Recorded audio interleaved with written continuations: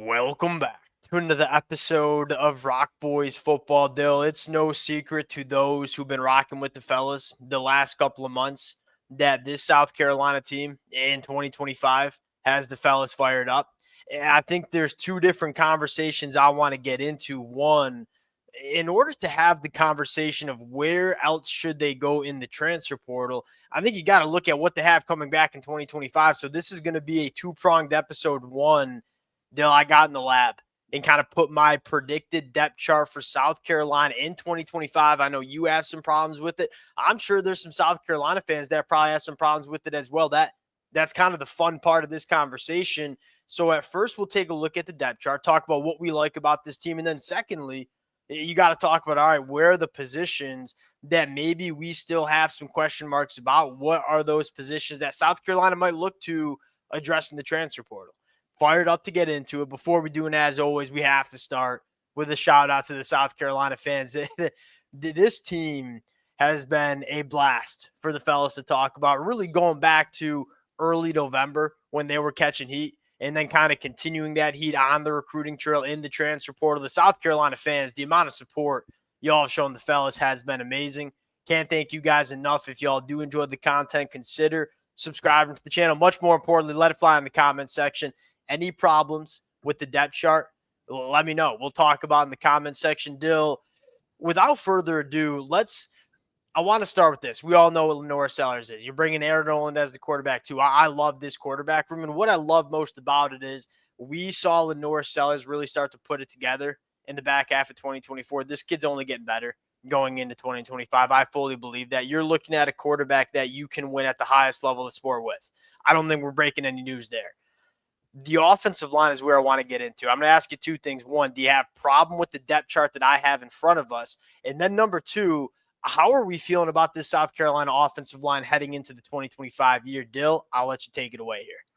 Yeah, I mean, one problem I'd probably have, a slight one, is I do think you're maybe a little portal heavy. Like, I look like a guy like Trovon Baugh, even a tree Yeah. bad play. Like, I know he can probably play tackle, but the way Josiah Thompson locked up that side of the ball at the tackle spot towards the end of the year makes you pretty confident he's going to be the guy.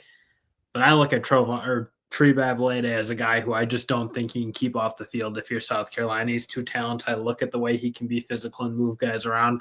I think you'd just be fine at guard. So I He look at wouldn't just be fine at guard. I'm kind of with you. Look, I think he'd be elite at guard. I'm hoping to see him at guard in 2025, especially when you have a Josiah Thompson who Dill, an underrated storyline for South Carolina to finish out 2024. Josiah Thompson on the season, 6 sacks, 35 pressures. It was not great. A lot of that happened in the first month of the season. The last 3 games, including games against Illinois and Clemson, who we all know have really, really good pass rushers, he gave up 1 sack and 2 quarterback pressures. You can say the same thing for Casey Henry at the right side. I mean, he gave up 6 sacks and 30 pressures throughout 2024, but the last 3 games, 1 sack and 1 quarterback pressure. You saw them start to play some really good football on the offensive line, and I'm kind of with you. To me, it's hard to imagine South Carolina's best 5 offensive linemen that you're trotting out there to start 2025 not include Tree Babalade at some point in that starting 5. and that's not even a shot at like guys like Nick Sharp and Rodney Newsom, Yeah, like good good, players. solid, productive players. But I just look again the way South Carolina has been recruiting that position, like they've really started to build a homegrown stable of talent. And I look Yes. Tree Babalade, I'd be ashamed to see him sit the bench behind Josiah Agreed. Thompson because Josiah Thompson's awesome. I think Tree Babalade is good. So that'll be the one that I don't think will be settled, but you're actually like super excited about what they could be because again, they Yeah. really started to play well last year, especially in pass protection. Like there were always moments where they were good and physical in the run, but man, they started to like really shore up as a unit, and then you saw Lenora Sellers start to take off. You saw the offense in general start to take off. Like that unit, you're gonna be really Yeah, pumped. no. Everybody want to talk about Lenora Sellers as this, rightfully so. I ain't taking a shot at Lenora Sellers, but there were a lot of other players that started to play very well. Some young talent for South Carolina in the back half of 2024. It's a nice blend between all right, proven veteran guys like Nick Sharp and Rodney Newsom. Like there was a place for them. Like let's get a little bit of veteran. You lose 3 guys that have played a lot of football on the inside of the offensive line in 2024. Let's go replace some of that experience. But make no mistake about it, I think if this offensive line reaches its potential, it's guys like Tree and Trevon Baugh who are playing. The only question I have is who plays center. Now, there's a lot of interior offensive linemen on this football team.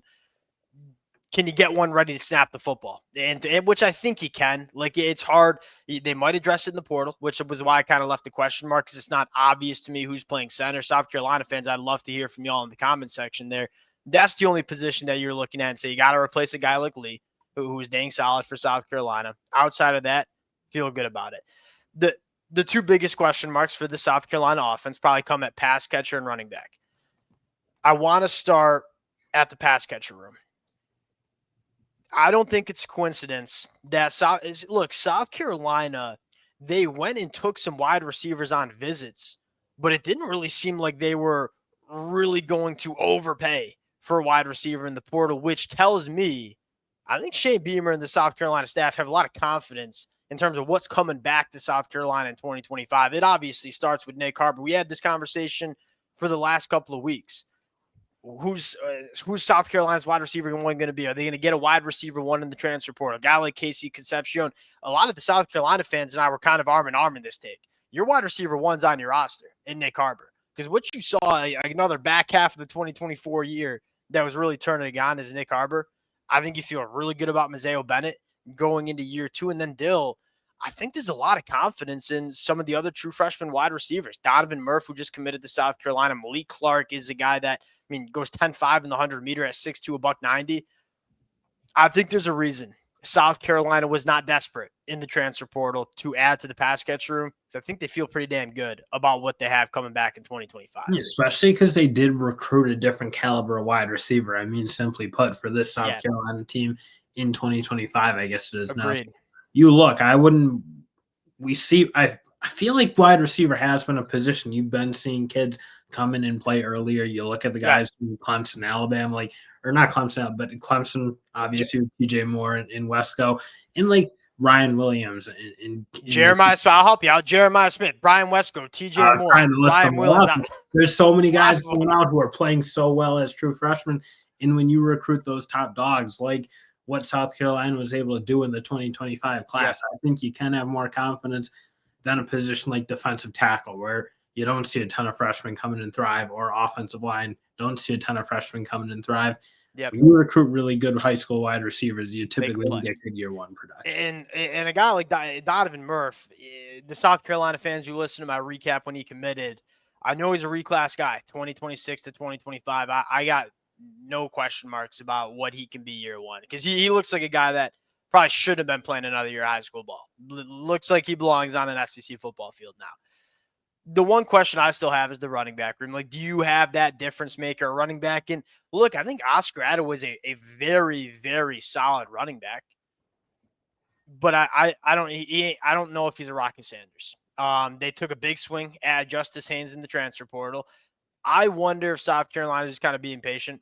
I look at some of the college football playoff teams. I look at some of the loaded running back rooms. I look at a guy like Trevor Etienne Dill. I wouldn't be surprised to see his name pop in the portal over the next couple of days. They just wrapped up their season. I think there's an element of, hey, let's be patient a little bit and see what falls to us. But the running back position to me would be a spot where I think I'd like to upgrade, because you look at what the blueprint is for South Carolina with Lenore Sellers at quarterback and this offensive line that's a big physical unit. I think they're going to want to run the football a lot. I think you want a difference maker at running back. Going to the defensive side of the football, Dill, I think that the conversation about South Carolina on defense is really at two positions, but more generally just the depth. I look at the edge spot. You lose a guy like Kyle Kennard, very, very good football player. You feel very good about Dylan Stewart. I feel pretty dang good about Brian Thomas. He's flashed. I think he'll be ready next year to play a lot more for South Carolina. The two question marks on the South Carolina team, Desmond Yu and Jaylen Brown coming from Missouri. These are two uber talented kids that have yet probably to put it together. Jaylen Brown was a true freshman at Missouri. He's blessed with a ton of physical traits. And Desmond Yu, we all know how talented he is. Can they put it together in 2025? Because if they do, I'm feeling just fine at the edge rusher position for South Carolina. In the edge, to me, the edge position in the secondary, I feel really good about both those spots. My bigger question, frankly, even linebacker, I feel more comfortable than a lot of Ooh, people because you look at some of the young guys that you're kind of leaving off this list, like a okay, Wendell Gregory. I mean, there's some good young okay. talented players for this South Carolina team, and they're sticking around. I feel like those type of guys, if they don't see the path and don't feel like they're in good standing and ready to kind of be producers for this program, they don't stay for that long. So I think that linebacker room is good. My biggest concern is the interior defensive line Yeah, spot.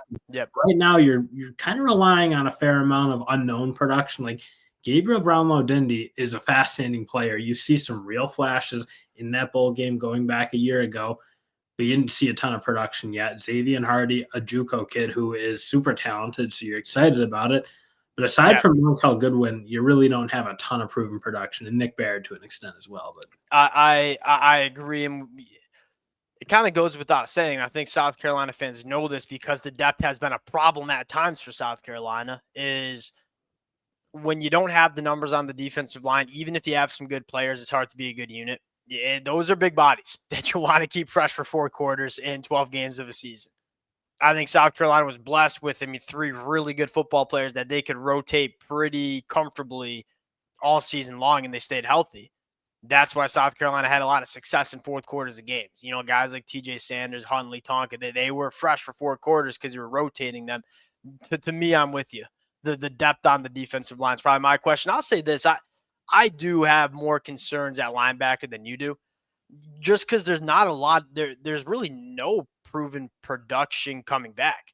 And that's not me saying I don't believe in a guy like Fred Johnson. Like, I mean, you just look at the kid and say, like, I believe in Fred Johnson, but he hasn't played a lot of football. So that's kind of the position I look at. And I got 2 names to talk well, about. but One, that's where I get into like a Wendell Gregory or Jaron Willis, like guys who again, like yeah, their names haven't popped up yet because they weren't starting over guys like Demetrius Knight Knight. and some of those other really good players that they had at linebacker this year. But guys who are super Yeah, talented again are staying within this program and getting some time to develop. Because it's been a position that you're seeing guys get better and better in this yeah, yep. linebacker. Like Bam Martin's got huge jump over his career. I feel like at Scar. Similar thing, frankly, about Debo Williams. Just guys who got better and better at that position. So their development in that room, combined with the fact that they do have some really interesting young guys in it, I don't know. I don't like want to just say it's going to be weak because the productions are going to lose a lot of good players. Like a But lot of wouldn't you feel better about, cause especially at that linebacker position, like I want some guys that have played some football. And I do think that South Carolina went after some linebackers in the portal. So I do think they probably want to add just some guys that have played. I got 2 names. One, Sam Brumfield, transferring from Virginia Tech. He was at Middle Tennessee, goes to Virginia Tech, been really, really productive. Now, is he as talented as a guy like Fred Johnson? No, probably not. But he does give you that plus 1,000 career snaps played. I've seen a lot of football. I've played a lot of football because at that linebacker position, the kind of the glue of the defense, a lot of times wearing the green dot, calling out the plays, getting everybody aligned. You want to have a guy that's done it. And Sam Brumfield's one. And this kid I think is just like the ultimate diamond in the rough. Martavius French. He I like him is too.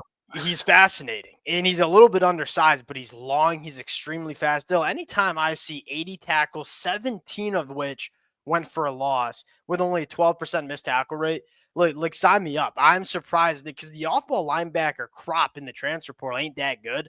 I think this kid is an absolute stud. I would love to see South Carolina kick the tires on Martavius French.